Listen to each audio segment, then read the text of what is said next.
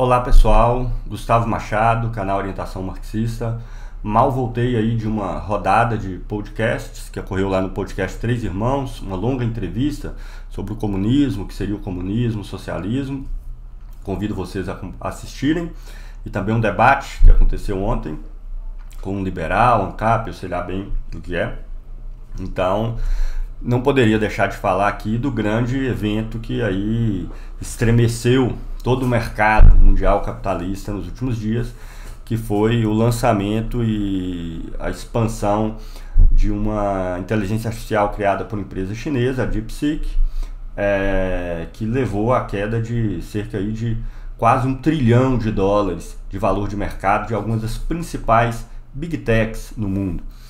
E como sempre aqui no canal Orientação Marxista, eu já adianto, o meu objetivo não é ficar aqui comentando o que vocês estão vendo aí nos jornais, nos canais de notícia, etc, que é falando esse monte de informação que no fundo quase ninguém entende exatamente isso, né? Não entende nada do que está acontecendo. Como tudo na sociedade capitalista fica naquela aparência dos números abstratos e ninguém sabe o processo que está por trás. Então, como assim essas empresas caíram em mais de $1 trilhão, né, de valor de mercado? Significa que ela deixou de arrecadar, que o faturamento das empresas caiu, né, que elas diminuíram da noite para o dia, né, um percentual significativo?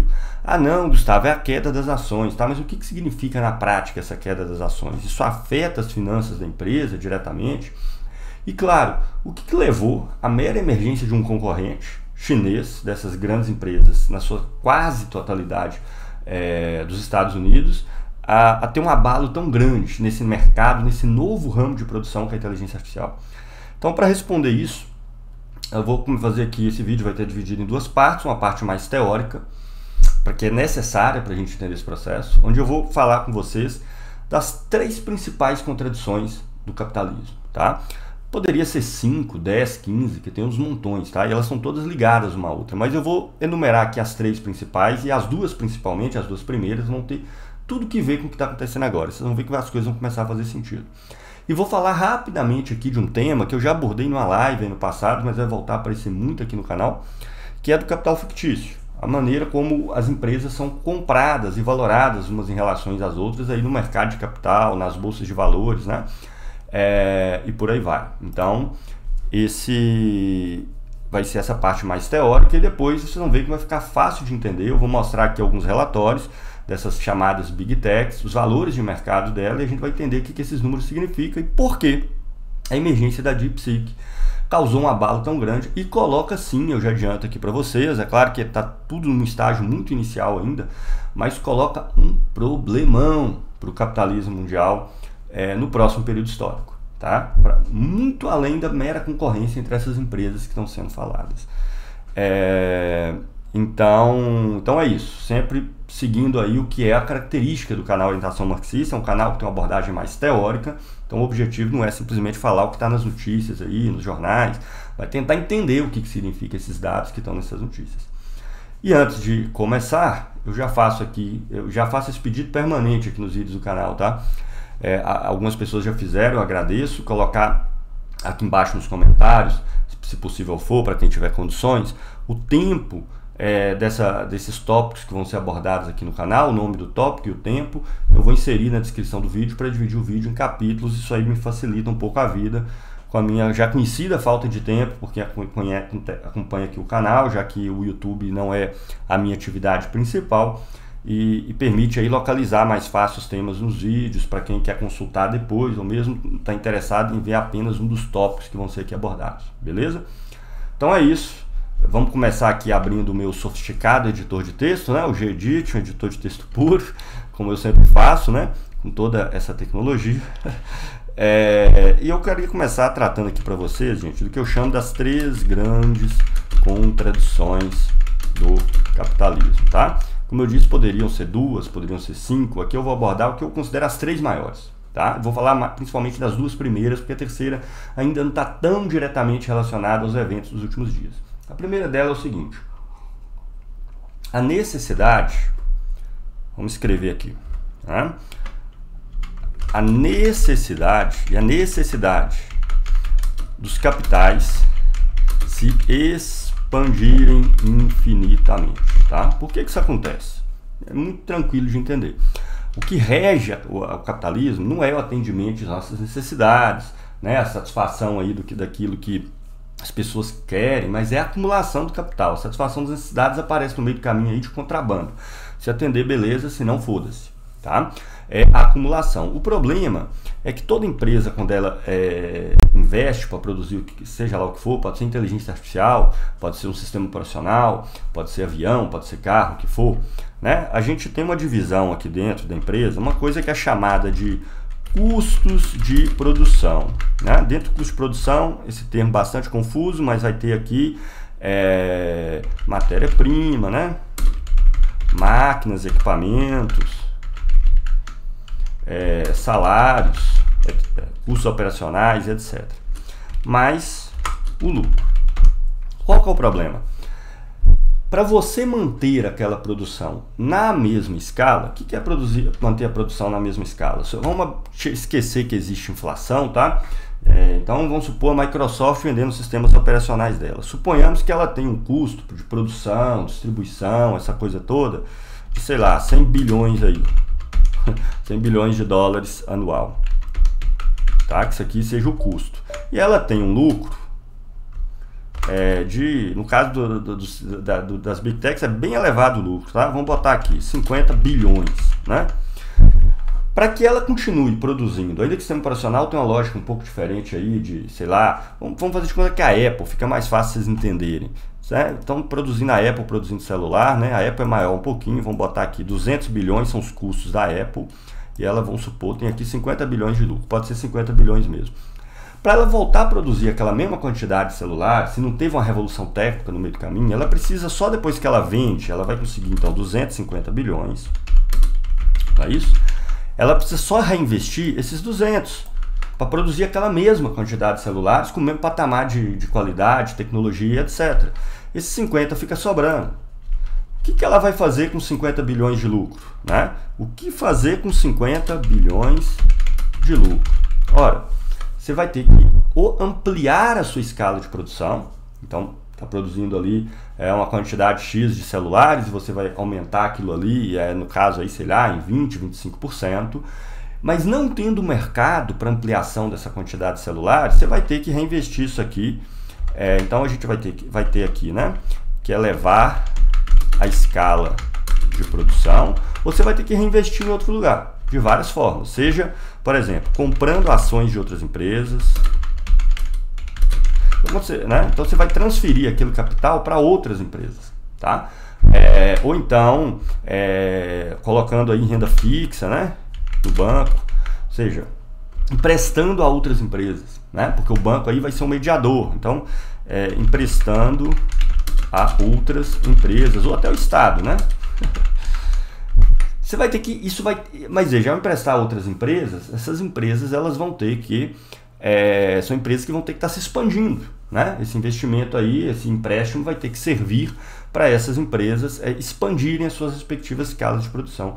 Então o capital não tem saída, ele tem que crescer ou crescer. Se ele não consegue crescer, toda aquela base monetária que está circulando, se você não reduz ela passa a valer menos, porque ela vai estar expressando a mesma quantidade de mercadorias. Então aqui a gente tem mercadorias que o custo dela foi 200 milhões, mas que gerou 250 bilhões de valor. Para que esses 250 bilhões, isso na sociedade inteira, tá, gente? Continue valendo 250 bilhões, os 50 bilhões de excedente vão ter que servir para fazer a produção crescer em algum lugar, tá? E se isso não acontece, o dinheiro se desvaloriza. E aí a gente tem essas desvalorizações do câmbio, inflação e por aí vai. Esse é o resumo da ópera. E a gente tem um problema no capitalismo, porque como o capitalismo limita a capacidade das pessoas consumirem, vocês podem pegar todos os antigos setores de produção, né? Então a gente vai ter aqui mais uma questão, deixa eu aumentar o espaçamento aqui. Se a gente pegar antigos ramos de produção, normalmente tem dificuldade para se expandir, né? Para se expandir. Tem dificuldade porque esses ramos já tomaram conta do mundo inteiro. Se a gente pegar antigos ramos de produção, têxtil, eletrodomésticos, carro, né? E a capacidade de consumo que ele gerou, pagando salários dos trabalhadores para comprar esses mesmos produtos, já foi mais ou menos atingida no mundo inteiro. Várias condições podem fazer isso variar, tá? Mas como regra, se a gente pegar, por exemplo, o setor automotivo, os eletrodomésticos antigos, né? Televisão, não sei o que, texto, são mercados que no geral já estão estagnados, com algumas oscilaçõezinhas ali para cima e para baixo há mais de 2 décadas. Então onde é que você consegue jogar esse capital excedente, que o capital precisa crescer necessariamente? Nos novos ramos de produção, tá? Porque esses novos ramos de produção são empresas novas que surgiram, porque eram produtos que antes não existiam, tá? Que passam inclusive a integrar as necessidades de consumo da massa da população. Então até antes de surgir a energia elétrica, essa necessidade não existia. Quando surgiu a energia elétrica, hoje ela se tornou inclusive uma necessidade de sobrevivência básica. O mesmo vale depois para vários eletrodomésticos, carros para uma parte da população, celular, internet e por aí vai.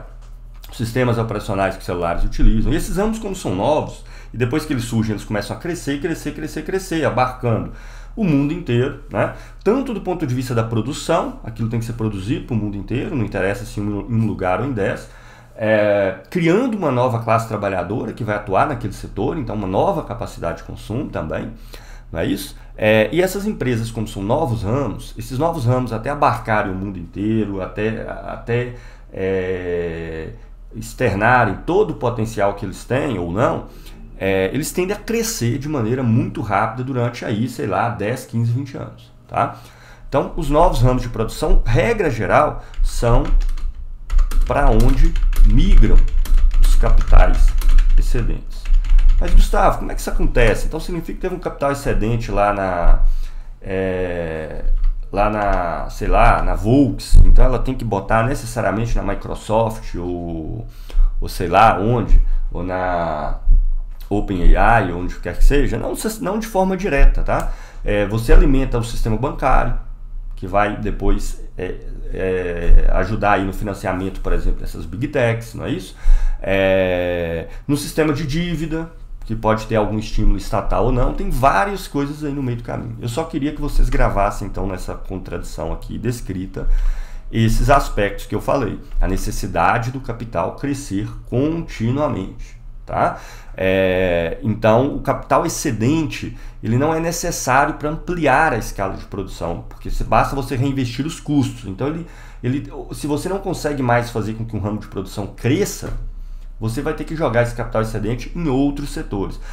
Tem um monte de situação específica aqui que pode gerar, digamos assim, situações diferentes dessas que eu estou descrevendo. Sim, eu estou colocando aqui apenas os principais movimentos que costumam acontecer nesses casos. Então elas vão aqui para outros ramos de produção, tá?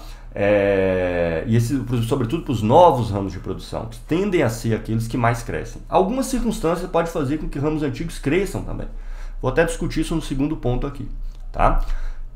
A gente precisa entender tudo isso para saber o que está acontecendo, o tamanho do problema que está acontecendo com a questão da DeepSeek, por que isso levou um trilhão de perdas aí para as empresas.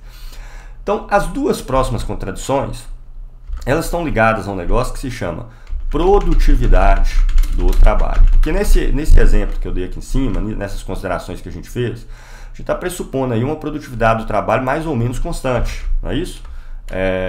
Uma produtividade do trabalho, porque óbvio, você precisa reinvestir, no exemplo que eu dei, sei lá, da Apple, os 200 bilhões para produzir os mesmos 200 bilhões, se não há uma revolução técnica, porque pode ser que exista uma revolução técnica e você consiga produzir aquela mesma quantidade de celulares com menos recursos. Então a produtividade do trabalho, ela vai gerar a segunda grande contradição, tá? Que é a desvalorização do capital existente. Isso mesmo, a desvalorização do capital existente. Como assim, Gustavo? Se aumentou a produtividade do trabalho, você não valoriza o capital? Não, você desvaloriza. Por que você desvaloriza o capital? Suponhamos que, e a gente sabe que às vezes tem revoluções técnicas, mas tirando essas revoluções em um setor, em um ramo, elas tendem a acontecer de uma forma não tão abrupta, tendem a acontecer, né? Suponhamos que no exemplo que a gente deu da Apple, esses 200 bilhões, né, para fazer celulares, você teve uma transformação técnica ali, que agora você desenvolveu novas máquinas, equipamentos, novos processos de produção, que agora você consegue produzir aquela mesma quantidade de celular com 100 bilhões. Um crescimento aí brutal da produtividade. Então, além de ser 200 bilhões, vai ser 100. Tá? E suponhamos que você coloque ali, em termos absolutos, você mantém ali a mesma margem de lucro, que em geral ela tende a cair, mas vamos esquecer isso por enquanto. 50 bilhões ainda, né? Aumentou a taxa de lucro da empresa, olha que beleza. Só que tem um detalhe, essa empresa que tinha agora um capital oriundo das suas vendas anteriores, né, de 250 bilhões, ele precisa só de 100 para repor o processo de produção e produzir aquela mesma quantidade de celulares. É óbvio que isso aqui vai levar a um barateamento, né, do produto. E pode ser que esse barateamento do produto eleve a produção da Apple. Pode ser, por exemplo, que ela consiga dobrar a produção porque o produto barateou. Se ela conseguir dobrar a produção, maravilha, tá? Você consegue pegar os 200 que você tinha antes para reinvestir na Apple, né? Porque esse 250 aqui, como a gente viu, era 200 mais 50, 200 custo de produção, 50 mais lucro. E reinvestir todo aquele capital, a empresa vai ficar do mesmo tamanho, né? Mas produzindo o dobro de celulares. Mas regra geral, e aí os neoclássicos têm lá as curvas de oferta e demanda, vocês podem estudar se quiser. O barateamento do produto tende a fazer sim que o consumo dele cresça, mas não nessa proporção toda, né? Até porque, por exemplo, quem já tinha um celular da Apple, se ele barateou ali em 40%, vai continuar tendo o celular da Apple, só vai gastar menos com que isso e vai destinar esse recurso para outro lugar. Não é assim? E essas revoluções tendem a abarcar o setor inteiro, tá? Então, qual que é o problema que você tem aqui? Você precisa desovar esses 250 bilhões, né? Para investimento em outros setores, 200 mais 50 aqui. Antes você tinha que dar um jeito só nesses 50, o que você ia fazer? Onde é que você ia jogar? Porque não dava para ampliar a escala de produção. Agora, como você barateou o produto, você ampliou a escala de produção, mas o capital barateou. Porque agora você faz a mesma quantidade de celulares que antes com metade do capital. Então, se essa empresa aqui, a Apple como exemplo, não aumentasse o número de vendas de celulares com esse barateamento, o valor dela reduziria pela metade. Aí vocês podem falar, Gustavo, isso não faz sentido. Então, para que a empresa vai ampliar a produtividade do trabalho? Né? Então, melhor é ficar com a produtividade do trabalho mais elevada, por uma razão muito simples, para desbancar a concorrência e vender mais. Tá entendendo? É o que está acontecendo agora no caso da DeepSeek. Né? Se a OpenAI não usar a nova tecnologia da DeepSeek para poder fazer inteligência artificial, ela continua valendo o mesmo tanto, continua nada, porque a outra vai cobrar 10 vezes menos e a OpenAI vai quebrar. Tá? Então, esse é um elemento importante. Claro, é possível que aqui você consiga ampliar a escala de produção, de modo que a empresa produza tanto a mais que compense a desvalorização do capital, é possível. Mas isso como tendência, porque as capacidades de consumo nossas são limitadas, tá? Aí depois teve a nova revolução técnica, que você produz a mesma quantidade de celular por 50 bilhões de dólares. Né? Além era 200, passou para 100, passou para 50. Estou dando exemplos bem extremos, viu, gente? Para ficar claro. Então agora, você tem que elevar a produção 4 vezes em relação àquela inicial. E provavelmente não vai ter nem demanda para isso. Então, o desenvolvimento da produtividade do trabalho é fundamental para que a empresa ganhe dos concorrentes. Mas quando ele se generaliza, ele leva ao barateamento do produto, tá? E a desvalorização do capital, que vai ter que crescer mais e mais e mais ainda para compensar essa desvalorização do capital que veio da produtividade. Tá? Esse é o segundo ponto. O terceiro eu não vou discutir aqui, tá? Porque não tem tanto a ver com o caso que está em questão aí, que é a tendência de queda na taxa de lucro que essa mesma produtividade do trabalho aqui gera. Tá? Então tem um terceiro problema, que a produtividade, quando o crescimento da produtividade, quando ela se generaliza pela sociedade inteira, ela tende a fazer com que a taxa de lucro baixe, mas isso não vou entrar tanto aqui, porque não diz diretamente tanto respeito ao que aconteceu com a entrada na jogada da DeepSeek. Beleza, gente? Está claro isso aí? Então, para mim, essas são as 3 principais contradições do capital mesmo. Tem outras, tá? Elas estão relacionadas entre si, tá? Elas estão estreitamente relacionadas entre si. Não vou entrar no curso do capital que eu vou retomar, nós vamos tratar de tudo isso com muitos detalhes. Existem outras contradições e existem algumas razões mais profundas que estão por trás de todas elas. Mas A que eu considero as 3 principais contradições são exatamente essas que vocês viram. A necessidade dos capitais se expandirem infinitamente, essa possibilidade de expansão ela vai se tornando cada vez mais difícil nos antigos ramos de produção, porque ele já abarcou o mercado inteiro. Então esse capital excedente tem que migrar para os novos ramos de produção, para que eles encontrem um local de investimento. Se os capitais não encontram um local de investimento, nós temos crise, desvalorização do dinheiro e do capital de todo mundo. Tá? A produtividade do trabalho, ela piora essa situação porque a elevação da produtividade do trabalho, que é fundamental para que uma empresa individual ganhe a concorrência das outras, quando ela se generaliza, ela leva ao barateamento do produto e a desvalorização do capital, porque antes o cara vendia ali, 50 milhões de celulares e ganhava 250 bilhões, agora ele vende os mesmos 50 milhões de celulares e vai ganhar 150, 130, 140 bilhões. Ele vai ter que aumentar a produção ainda mais para compensar essa desvalorização do capital. E nunca ele vai conseguir aumentar tanto a produção para compensar a sua desvalorização do capital. Por quê? A desvalorização, o capital, quando a produtividade do trabalho aumenta,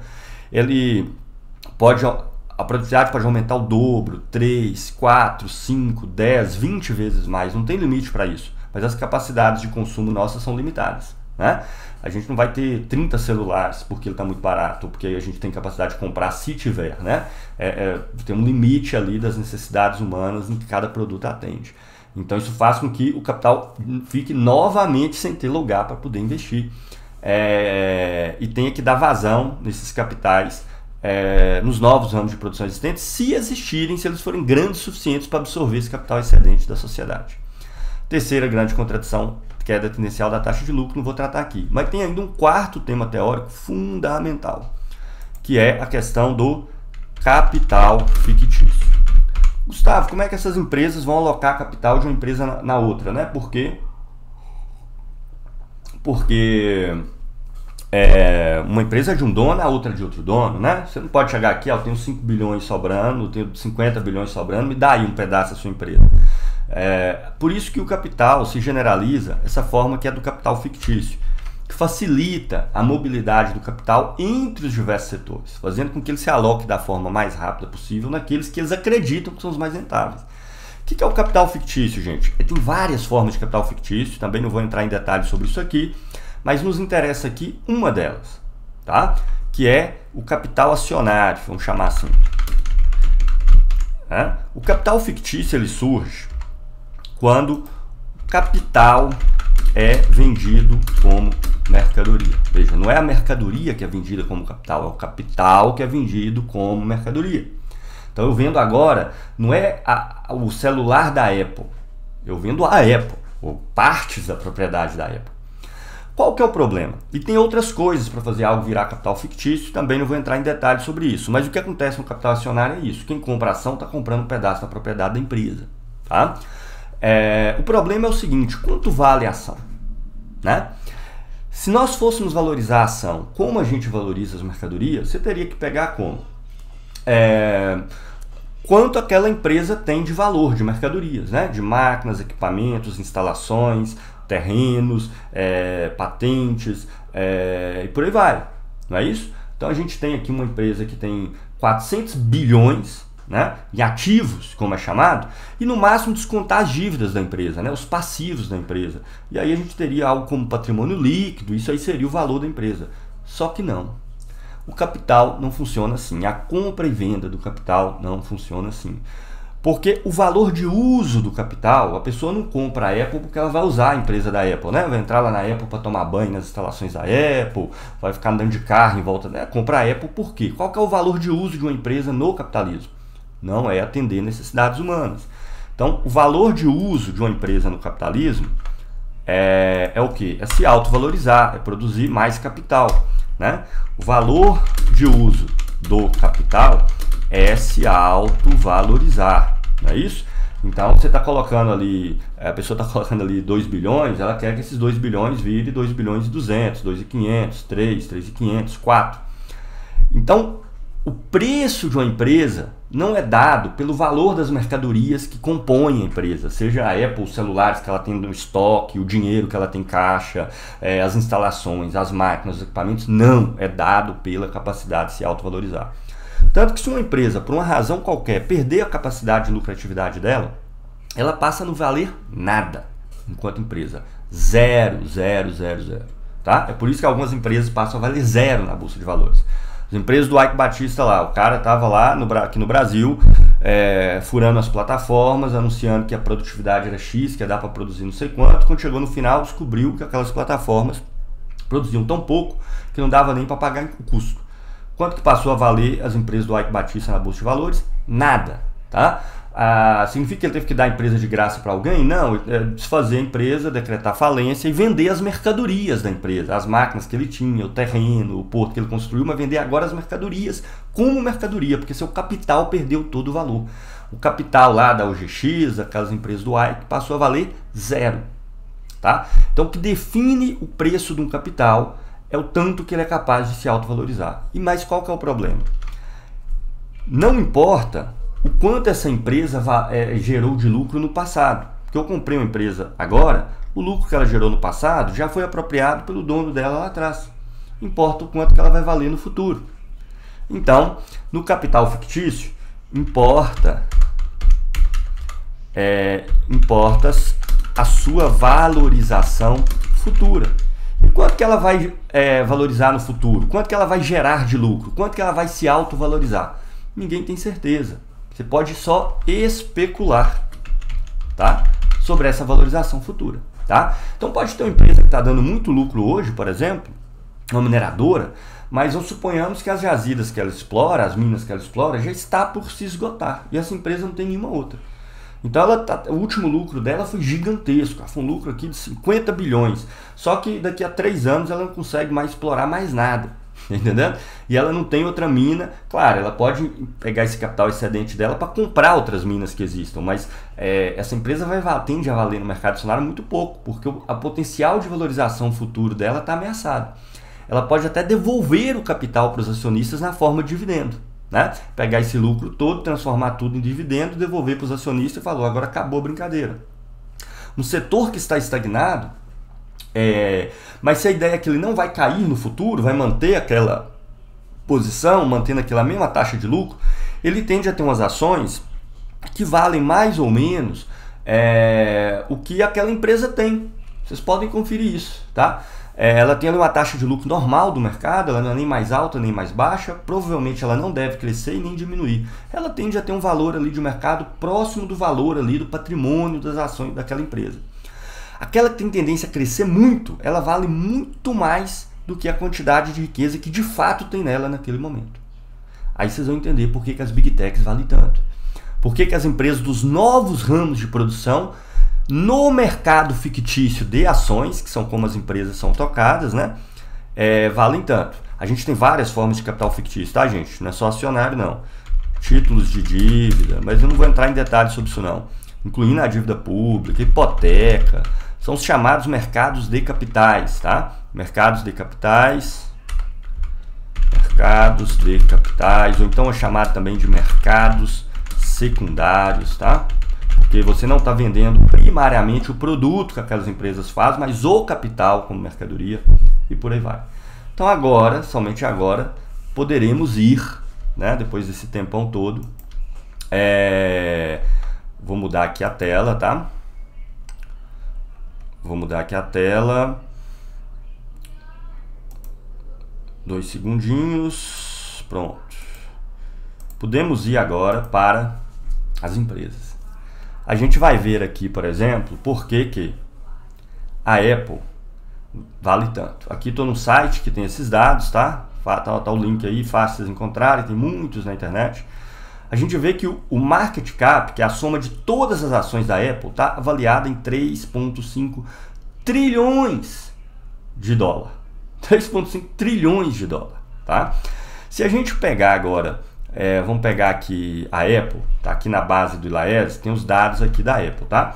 A gente vê na última linha aqui no final, tá? A receita líquida dela, tá aqui, a receita líquida, que é 383 bilhões por ano. Se a gente pegar o total de ativos da Apple, Tá 352 bilhões. Todo o patrimônio, vamos chamar assim de patrimônio bruto da Apple, incluindo os credores dela, tudo, tá em 352 bilhões. Como é que pode a empresa valer 352 bilhões de patrimônio bruto e valer 3,5 trilhões, 10 vezes mais? É que é um novo ramo de produção, de produtos de eletrônico de ponta, que mudou a tecnologia do celular, está em expansão, né? A empresa tem uma tendência de crescimento muito grande. A gente pode ver aqui que em 2012, por exemplo, né, a receita da Apple era 150 bilhões, né? Em 2016 era 215, tá? Em 2023, 383. Então há uma projeção que essa empresa vai continuar crescendo no próximo tempo cada vez mais, gerando lucros cada vez maiores.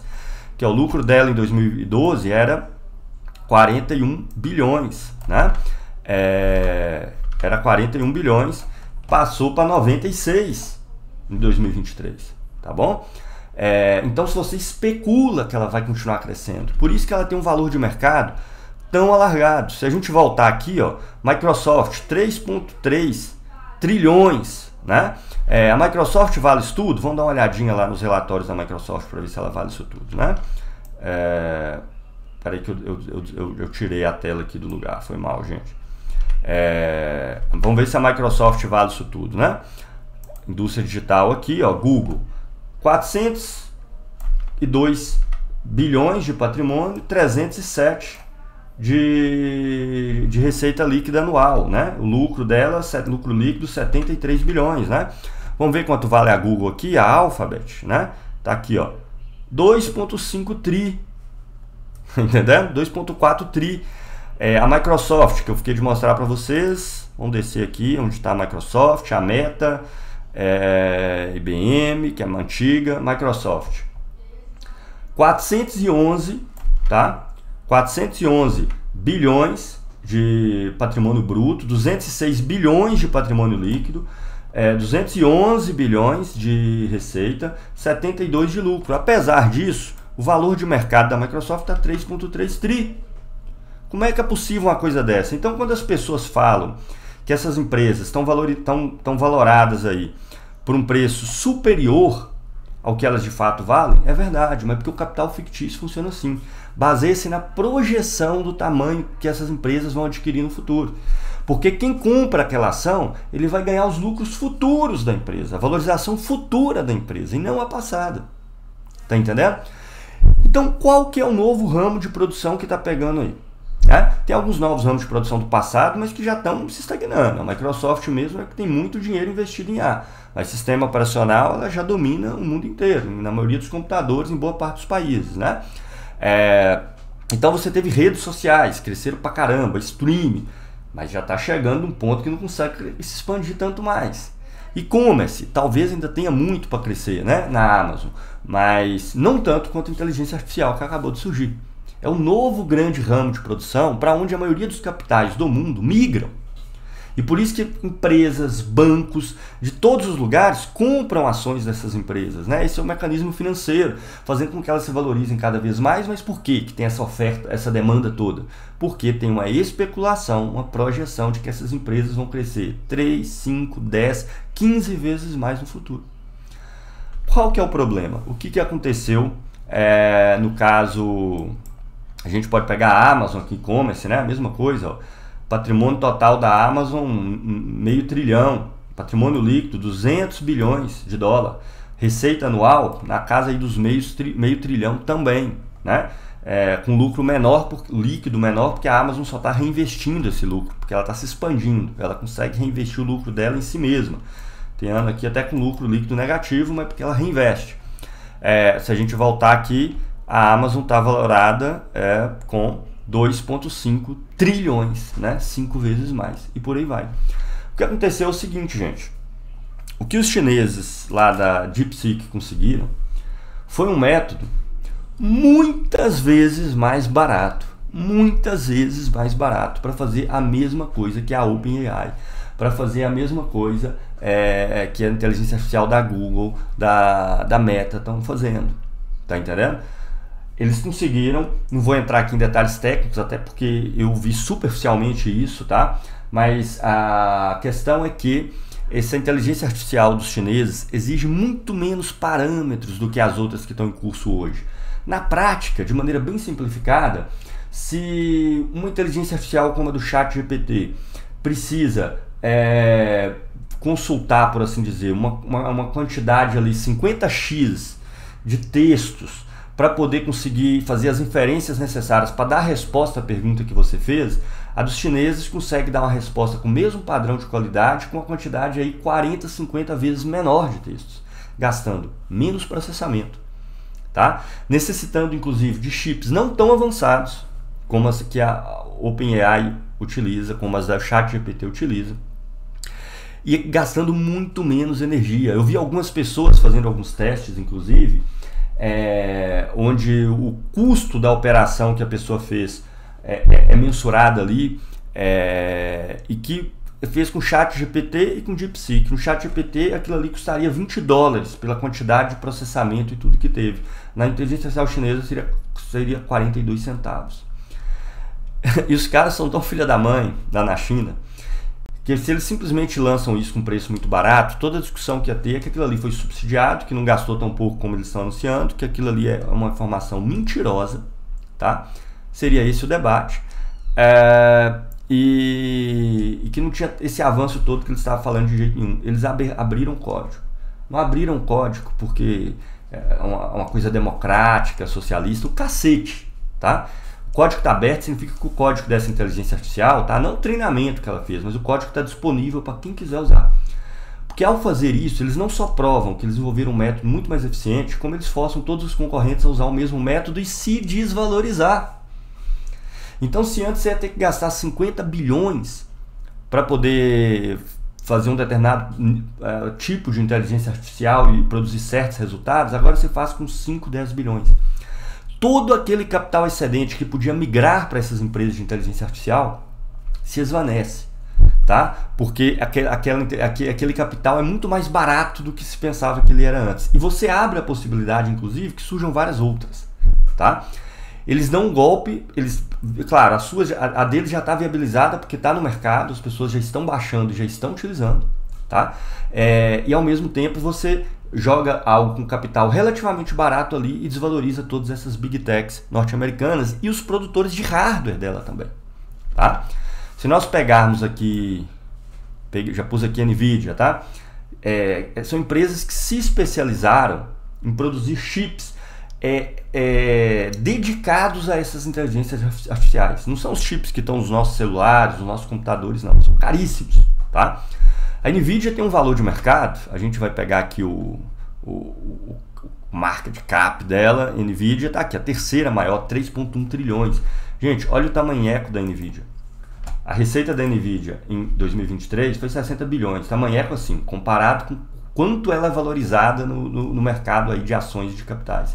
65 bilhões de patrimônio, 42 bilhões de patrimônio líquido, 60 de receita. Como é que uma empresa que produz 60 bilhões de receita e que tem um patrimônio, um total de ativos de 65, pode valer 2 ou 3 trilhões, não me lembro, 2, né? Não, 3, mais de 3 trilhões, tá? De dólares. Porque a projeção com o domínio da inteligência artificial em todas as áreas, que demandam os chips da NVIDIA, ela tem a potencial de crescer 20, 30, 50 vezes no futuro. Tanto que ela vinha crescendo mesmo. Estava em 4 bilhões a receita dela em 2013, 5 em 2015, 9 em 2017, saltou para 60 em 23, 26 bilhões em 2022 e 60 bilhões em 2023. O problema é que com essa nova tecnologia que os chineses divulgaram, mostra que, no mínimo, a demanda pelos chips mais sofisticados da NVIDIA vai ser muito menor do que se supunha no primeiro momento. E aí a empresa cai em 600 bilhões de valor de mercado de dia para noite. Então não significa que mudou alguma coisa na receita das empresas, tá? Ou no patrimônio da NVIDIA. Não mudou nada com essas operações de mercado. Mas os donos da NVIDIA, que são os proprietários da ação, esses perderam no seu conjunto 600 bilhões aí de capital, porque a projeção de valorização futura dela caiu. E se esse processo continua a se desenvolver e a inteligência artificial mostra-se como muito mais barata do que se julga à primeira vista, a tendência é que caia mais no próximo período, tá? Que ela caia ainda mais. Assim como a SML holandesa, que é uma empresa menor, mas que faz a mesma coisa também. Tá? Essa é a loucura do capitalismo. E veja que isso aqui coloca uma crise, um problema para todo o capital. Porque a inteligência artificial é o novo ramo de produção que acabou de surgir, para onde deveria se migrar os capitais excedentes de quase todos os setores, direto ou indiretamente, seja por mediação dos bancos, da forma que for, instituições financeiras, né, fundos financeiros os mais variados, que no final depositam boa parte do seu capital nas empresas, os novos ramos de produção que têm possibilidade de crescimento.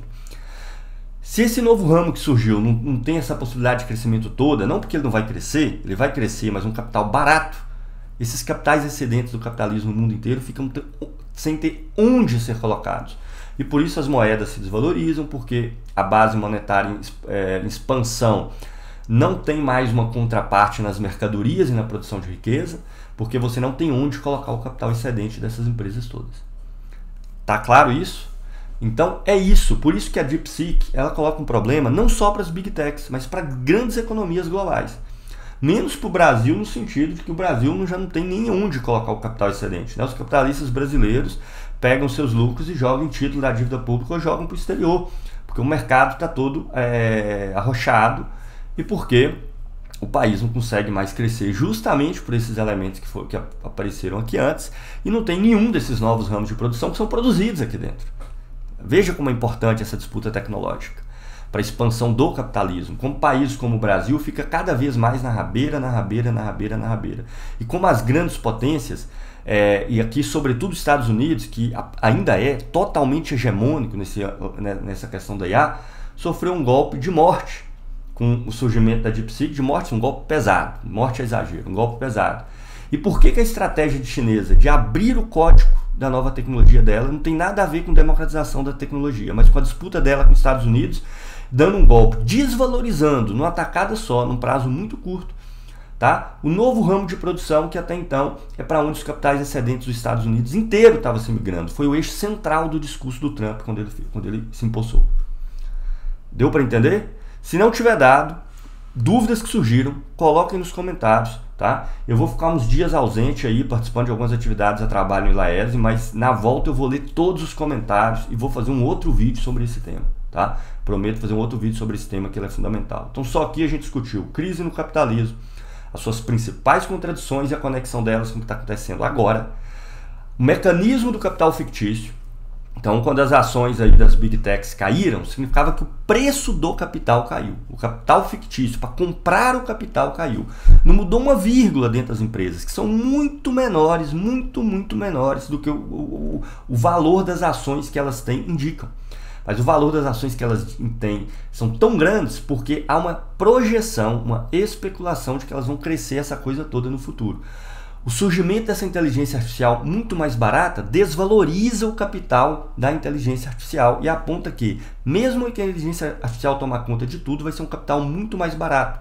E essas empresas estão todas sobrevalorizadas. E as pessoas todas que estão com essas ações tendem a perder grande parte do capital que elas depositaram nessas empresas, porque mostra que aquelas empresas no futuro tendem a valer muito menos do que elas imaginavam até alguns dias atrás. Tá claro então? E vai ter muito material aqui ainda sobre capital fictício, essa coisa toda. Se inscreva no canal, tá? Aperte o sininho para receber as notificações dos novos vídeos e vamos voltar aí para falar muito sobre esses temas. Um abraço e até o próximo vídeo.